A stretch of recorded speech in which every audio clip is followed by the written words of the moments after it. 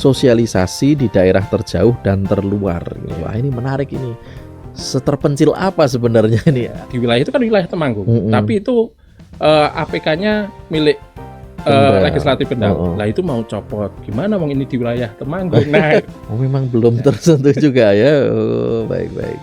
Ini mungkin informasi berharga untuk tim kampanye. Betul, di Temanggung ini. Nah, akhirnya mereka tahu, oh iki toh calon bupatinya. Oh ini toh calonnya ada 3.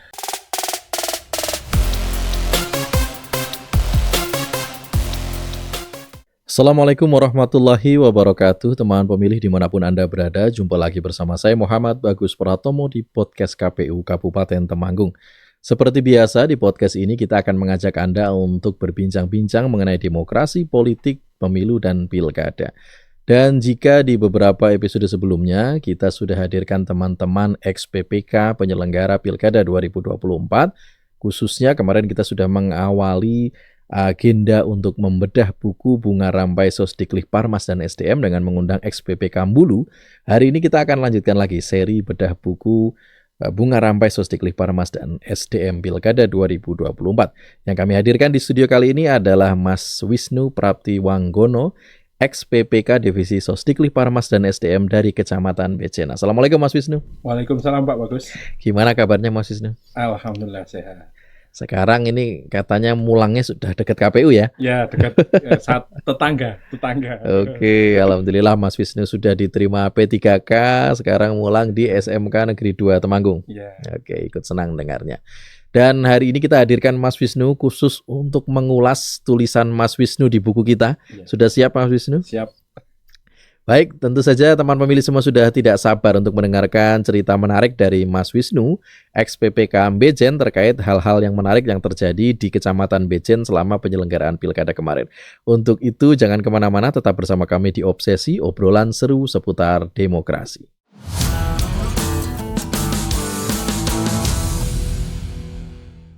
Oke, Mas Wisnu, aktivitas setelah selesai tahapan pilkada apa nih? Selain mulang ada aktivitas lain, Mas Wisnu? Tidak ada Pak Gus ya. Cuma setelah selesai jadi PPK itu kemudian kembali fokus lagi di dunia pendidikan. Kembali ya. Nah, alhamdulillah mulai tahun ini, mulai Januari ini pindah sekolah yang lebih dekat dengan KPU, lebih dekat dengan KPU, kita Jalan Kartini. Oke, tadinya mulangnya sampai di Kendal ya? Ya, di wilayahnya Kendal. Alhamdulillah sekarang sudah di Temanggung. Ya, kembali ke kota. Baik, Mas Wisnu itu sebenarnya jadi penyelenggara sudah sejak kapan sih Mas Wisnu?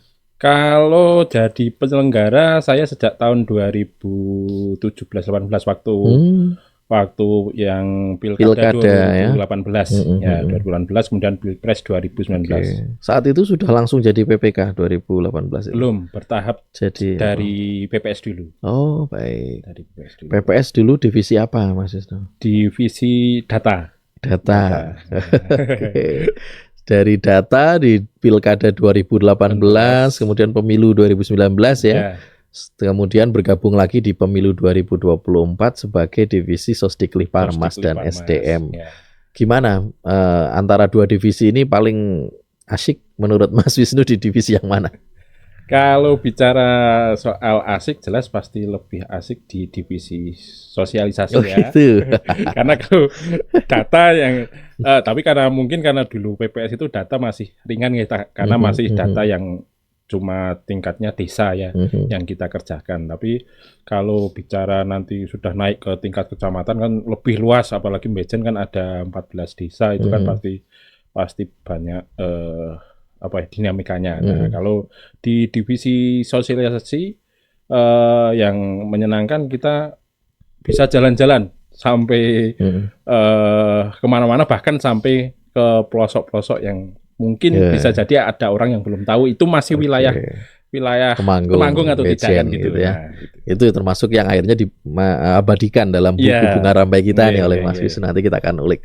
Oke, nah kemudian walaupun nih di 2019 Mas Wisnu kan di PPS gitu ya, di tingkat desa, kemudian di 2024 di kecamatan. Tapi mungkin Mas Wisnu merasakan nggak sih perbedaan apa yang paling terasa yang paling berkesan dari pemilu 2024 dibanding pemilu sebelumnya? Yang jelas perbedaannya pasti ada perbedaan yang jelas. Kalau mungkin yang saya rasakan yang waktu 2018-2019 itu kan mungkin media sosial juga belum sekencang sekarang, ya. Belum sekencang waktu pemilu 2024. Ya sudah ada media sosial tapi mungkin belum tidak semasif hari ini penggunaannya ya. Betul. Nah di 2024 jelas kalau kita lihat dari sisi sosialisasi sangat butuh sekali soal sosialisasi dari media sosial gitu Pak. Kalau karena mungkin generasi yang pemilih di 2024 kan mungkin sudah bergeser lebih ke lebih banyak melihat media sosial gitu mungkin. Perkembangan media sosial itu menurut Mas Wisnu ini makin memberatkan tugas kita sebagai penyelenggara atau justru memudahkan kita? Yang jelas lebih memudahkan Pak sebenarnya, lebih memudahkan karena kalau kita hanya bergantung pada sosialisasi kita datang ke masyarakat, jelas yang satu kita kesulitan soal waktu pasti, soal waktu karena kadang masyarakat namanya di masyarakat desa kita ya, dengan kita nggak bisa bertemu masyarakat itu jam kerja lah karena mereka juga pasti kebanyakan karena pasti juga bekerja dan mayoritas mungkin di pertanian, kita nggak bisa bertemu dengan mereka dan mungkin bisa bertemunya pun malam dan malam pun kan saya rasa tidak bisa optimal pasti Pak. Nah dengan adanya media sosial kan pasti lebih terbantu lebih terbantu. Jadi lebih efektif ya kita untuk menyentuh masyarakat, apalagi masyarakatnya memang sudah sulit dilepaskan dari gadget, dari medsos betul. Gitu ya, kita memang harus ke sana.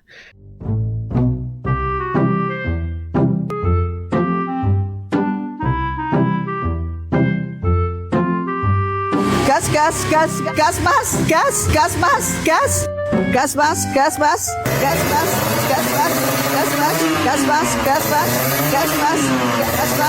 mas. Yuk gas follow medsos KPU Kabupaten Temanggung.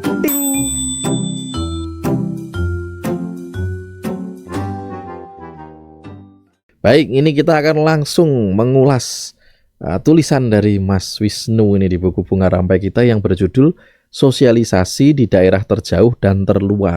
Wah, ini menarik ini. Seterpencil apa sebenarnya ini area yang didatangi oleh Mas Wisnu ini, bisa digambarkan? Kalau dibilang terpencil sih sebenarnya tidak terpencil ya. Terpencil dalam artian dari Kabupaten Temanggungnya Pak. Karena dari sisi geografis itu unik Pak. Jadi di kampung mana itu? Karangtalun. Nah, Karangtalun itu sebenarnya kan terletak ikutnya Dusun Karanganyar, Desa Ngalian. Nah, Desa Ngalian itu kan desa paling pojoknya Temanggung ya. Jadi kalau kita jalan dari Desa Ngalian, kita arah ke alternatif Kamboja Semarang itu, dan kita melewati jembatan sudah masuk wilayah Kendal. Itu masuk wilayah Kecamatan Patean. Jalan terus ke arah kampung tersebut, arah ke Singorojo, Boja, dan seterusnya.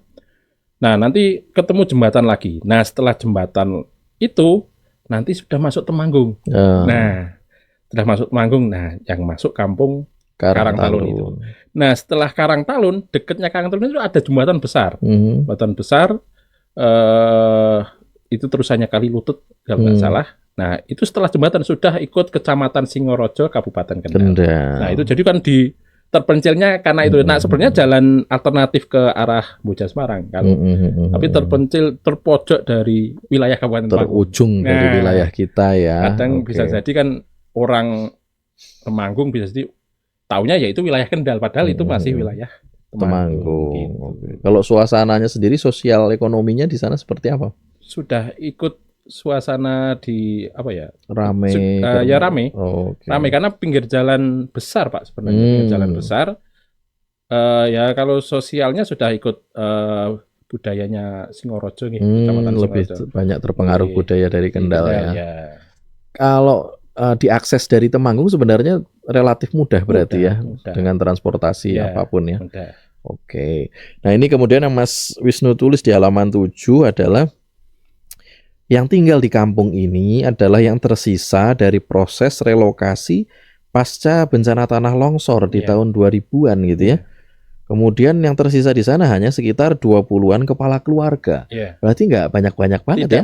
Tidak banyak. Jadi kalau nggak salah dulu saya juga masih kecil Pak waktu ada kejadian itu memang ada bencana tanah longsor yang seingat saya itu sekitar tahun 2000-an. Sebelum saya nulis di buku itu juga saya sempat tanya ke orang yang disitulah, yaitu sekitar tahun 2000-an awal. Kalau tepatnya tidak tahu lah tepatnya tahun 2000 berapa, tapi 2000-an awal itu.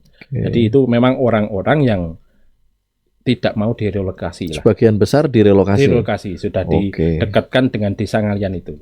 Dan walaupun pernah terjadi bencana yang hingga membuat sebagian besar warga direlokasi, kondisi hari ini masih aman itu untuk ditinggali oleh warga yang tersisa ini. Ya, sudah aman. Kalau yang sisa sudah di tempat yang aman lah, relatif aman. Jadi sudah bukan yang di bukan yang rawan longsor ya. Longsor itu. Gitu.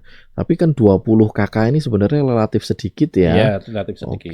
Apa yang membuat Mas Wisnu dan teman-teman PPK ini menganggap berkunjung ke sana ini sangat penting gitu? Kenapa tidak diserahkan saja ke teman-teman PPS gitu? Karena kan jumlah warganya nggak begitu banyak nih. Kalau mungkin harapan saya waktu itu karena memang warga-warga di sana mungkin jarang ya untuk menerima sosialisasi, khususnya dari tingkat kecamatan memang jarang. Bahkan kalau kita lihat karena waktu itu saya datang waktu pilkada. Nah, waktu pilpres itu warga sempat bingung karena di situ alat peraga kampanye yang tertempel malah calon-calon yang dari legislatif Kendal kan gitu. Nah, yang nempel juga belum paham wilayah berarti itu. Bahkan sempat saya punya temen itu dari Panwas di wilayah Kendal. Itu yang tertempel di wilayah itu kan wilayah Temanggung. Tapi itu APK-nya milik legislatif Kendal. Lah itu mau copot. Gimana wong ini di wilayah Temanggung. Nah, itu. Jadi serba bingung karena memang kalau orang nggak tahu pasti itu dianggapnya wilayah Kendal gitu. Itu yang membuat Mas Wisnu dan teman-teman menganggap perlu nih untuk mengedukasi lebih ke sana gitu ya, kan ada permasalahan itu krusial itu ya.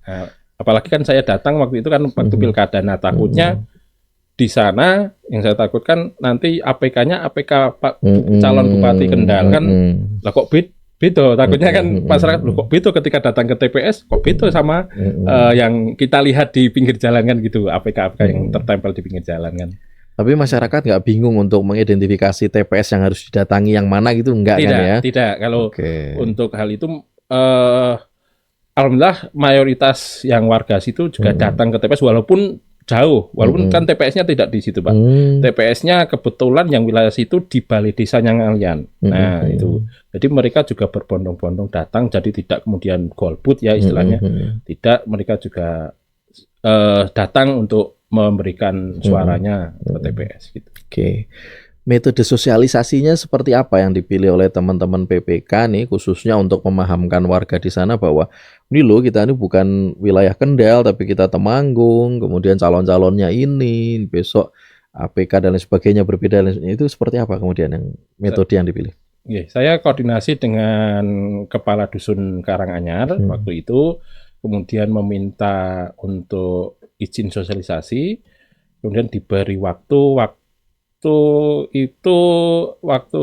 sosialisasi di Jamaah Yasin. Nah, di Jamaah Yasin dan kebetulan di bulan itu jadwal di yasinan di musola. Nah, kebetulan musolanya ya di pinggir jalan itu, di pinggir jalan. Jadi tidak masuk ke dalam tapi di pinggir jalan raya yang alternatif ke Semarang itu.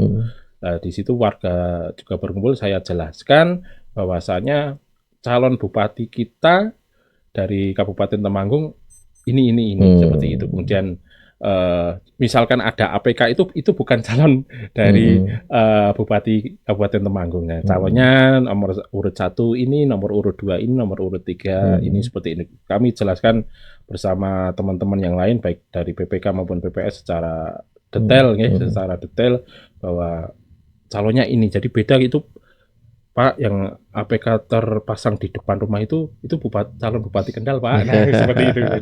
Jadi lebih apa ya? Karena mungkin karena warganya sedikit, jadi kita ngobrolnya juga lebih enak. Lebih gitu. cair, mengalir gitu ya.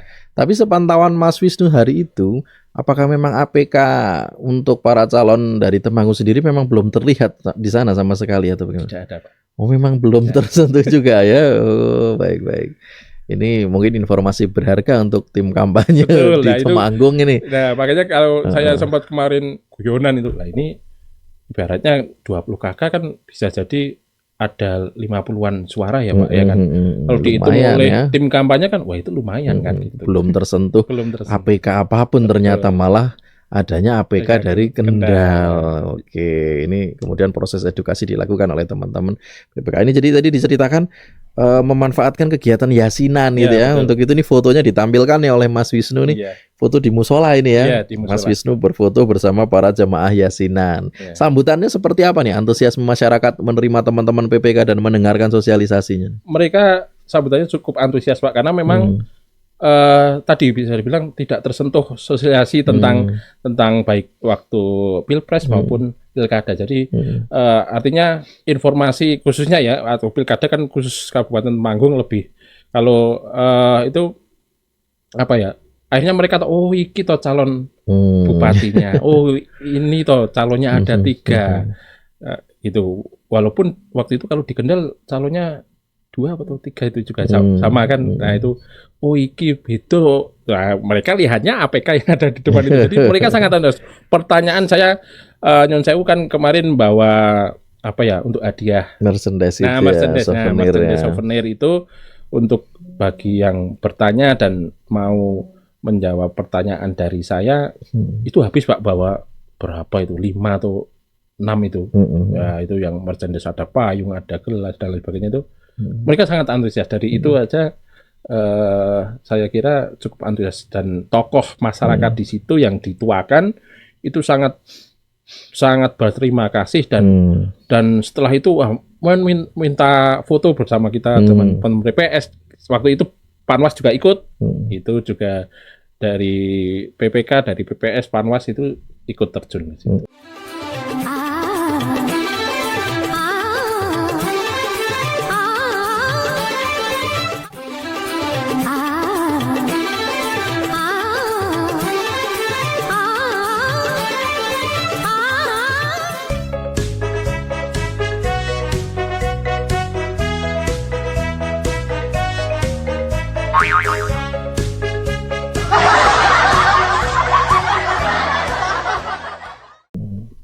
Oke, nah kemudian dampak yang dirasakan setelah kegiatan itu gitu ya, apakah Mas Wisnu kembali memantau bersama teman-teman PPS setelah pemungutan suara, seperti apa hasilnya di Karangtalun? Apakah partisipasinya tinggi, kemudian apakah warganya juga akhirnya bersemangat untuk menyukseskan Pilkada 2024? Oke, kalau untuk setelah itu tadi saya sudah bilang bahwasanya mereka tetap datang ke TPS walaupun jaraknya jauh Pak. Kalau mungkin dibilang perjalanan mungkin ada mungkin 10 menit ya. 10 menit dari itu ke TPS yang ada di Balai Desa Ngalian itu. Jadi mereka datang, dan saya yakin tidak ada yang golput dari warga yang ada di situ. Gitu ya. Gitu. Oke, jadi hasil pemantauan Mas Wisnu ternyata setelah didatangi, disosialisasikan, kemudian semangat warga jadi tumbuh. Bahkan bisa dijamin tadi tidak ada yang golput, semuanya berbondong-bondong datang ke TPS di hari H ya. Oke, dan Bejen ini juga termasuk tinggi kemarin angka partisipasi masyarakat, itu bukti hasil kerja dari Mas Wisnu dan kawan-kawan. Nah, selain di Karangtalun, mungkin bisa dibagi nggak cerita ke kita kesuksesannya Pilkada di Kecamatan Bejen kemarin seperti apa nih Mas Wisnu? Nah, mungkin ada satu yang saya ingat Pak, waktu itu ada waktu hari H pencoblosan. Jadi ada satu warga ya, salah satu desa itu, beliau itu ya kalau umur ya belum terlalu tua ya, nggak terlalu muda ya, umur ya sedang lah gitu. Si bersangkutan itu tidak punya saya lupa C6 undangan itu. C6. Ya undangan C6 itu tidak punya C6, dan kalau tidak punya C6 kan harus bawa KTP kalau nggak salah nih Pak, persyaratannya untuk yang warga domisili tempatnya. Nah, si bersangkutan itu tidak punya KTP, dan yang dia punya itu identitas cuma kakak, dan kakaknya pun kakak yang sudah lama sekali, dan itu sudah nggak berlaku katanya Pak. Ketika itu kemudian muncul permasalahan itu. Nah, saya ditelepon sama PPS desa itu, saya datangi, si bersangkutan itu udah antri hampir dari pagi jam 10-an sampai siang jam itu kan tutup TPS kan kita jam 13 ya. Nah, itu sampai jam 12. Nah, ditanya sama petugas keamanan TPS-nya. Ditanya kemudian mau nyoblos gitu kan. Dia sudah nunggu dari kan kok nggak dipanggil-panggil lah karena mungkin. Nah, ternyata singkat cerita itu si bersangkutan itu sudah lama merantau sebenarnya. Jadi nggak pulang, dia hidup sebatang kara dan nggak punya KTP. Kemudian kakak juga itu yang dia punya tinggalan dari orang tua itu kakak versi lama, sudah versi lama.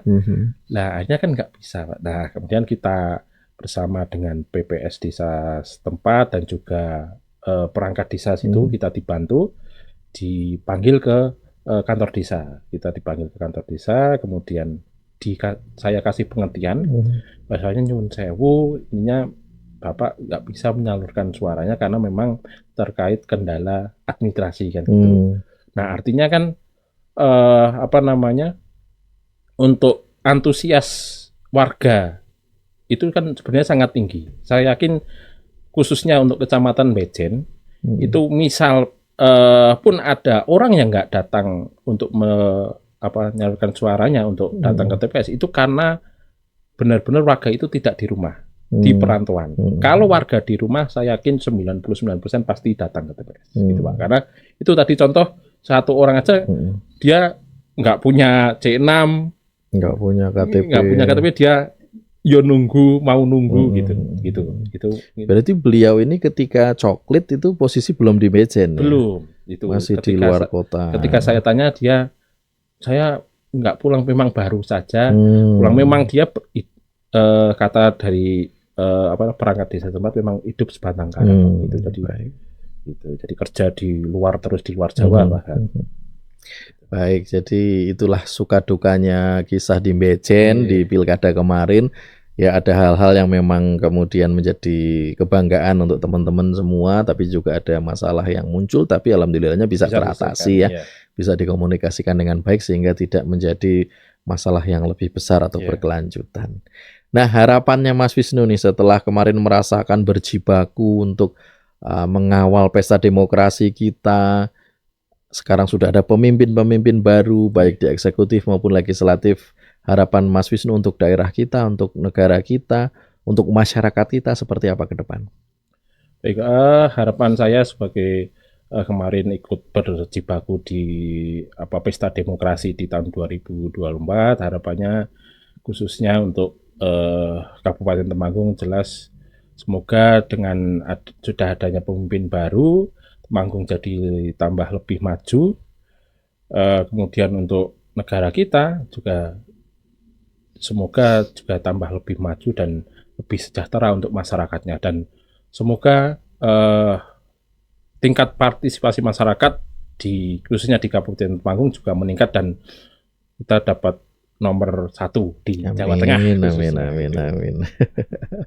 Baik, terima kasih Mas Wisnu untuk doa-doanya ini yang tadi baik sekali untuk kita, dan juga untuk kisahnya yang menarik yang sudah dibagikan ke kita. Artinya para teman pemilih ini jadi memahami bahwa untuk kita bisa menyukseskan pemilu dan pilkada itu prosesnya panjang dan butuh perjuangan oleh teman-teman juga hingga di tingkat kecamatan bahkan desa dan juga tadi sampai kampung Karangtalun pun tersentuh gitu ya. Terima kasih. Juga nanti harapan kita ke depan semuanya bisa menjadi lebih baik lagi. Pesta demokrasi berikutnya insya Allah akan menjadi lebih baik dalam segala sisi. Dan mudah-mudahan Mas Wisnu tidak terakhir kalinya ini untuk rawuh di podcast kita. Siap. Kita nanti tunggu kehadiran yang berikutnya lagi dengan cerita yang lainnya lagi, Mas Wisnu. Baik teman pemilih semuanya, demikianlah akhir dari bincang-bincang kita bersama Mas Wisnu. ex-PPK Divisi Sosdiklik Parmas dan SDM Kecamatan Bejen di Pilkada 2024 yang lalu, dan beliau sudah ikut berkontribusi menuliskan kisahnya di buku Bunga Rampai Sosdiklik Parmas dan SDM Pilkada 2024 ini. Anda bisa ikut membacanya dalam 2 versi. Yang pertama, Anda bisa membaca via online, e-booknya tersedia di website KPU Kabupaten Temanggung, dan juga jika Anda ingin membacanya secara langsung, hard copy-nya tersedia di Perpusda Kabupaten Temanggung.